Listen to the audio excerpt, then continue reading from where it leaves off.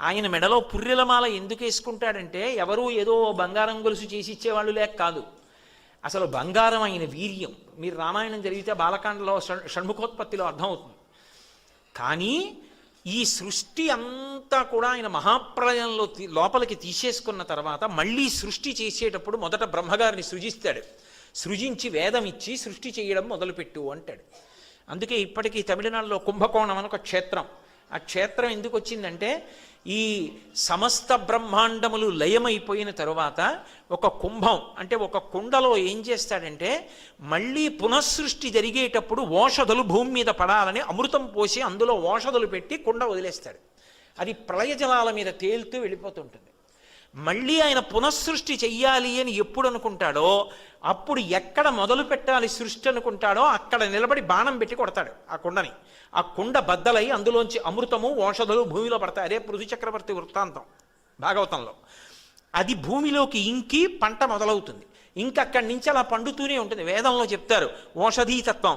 ఓ గింజ తిన్నాననుకోండి జీర్ణమై శక్తినిస్తుంది.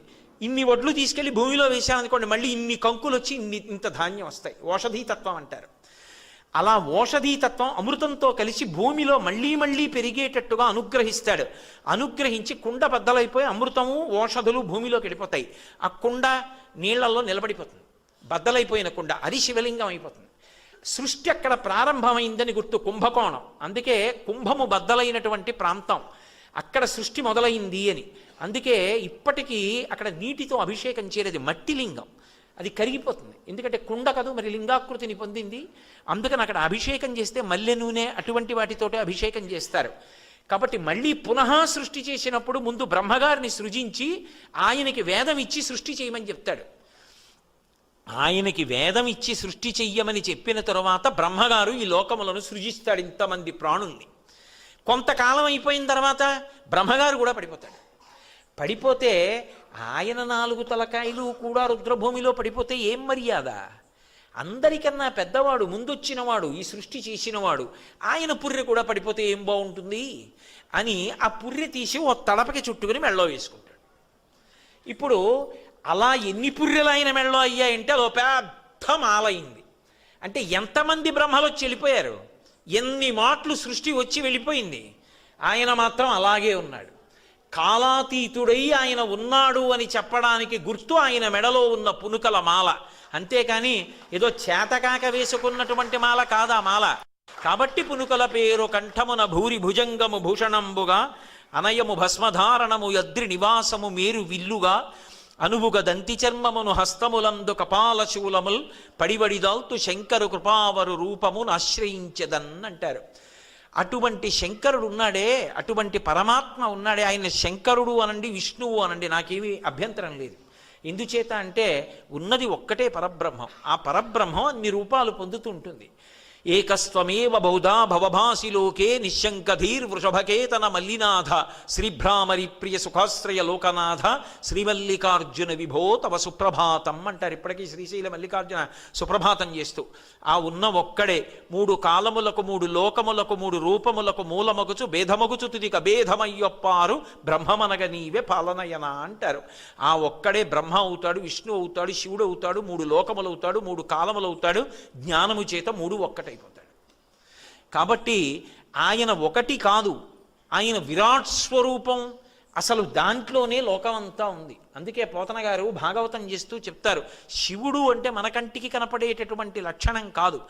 అగ్నిముఖంబు పరాపరాత్మకమాత్మ కాలంబు గతి రత్నగర్భ పదము శ్వశనంబు నీ యూర్పు రసన జలీషుండు దిశలు కర్ణంబులు దివము నాభి సూర్యుండు కన్నులు శుక్లంబు సలిలంబు జఠరంబు జలధులు చెదలు శిరము సర్వౌషధులు రోమచయము శల్యంబులద్రులు మానసమృతకరుండు ఛందములు ధాతువులు ధర్మసమితి హృదయము ఆస్యపంచకముపనిషదాహ్వయంబు అయిన నీరూపు సదసత్వమై శివాఖ్యయై స్వయం జ్యోతియై ఉప్పు ఆద్యమగుచు అన్నారు.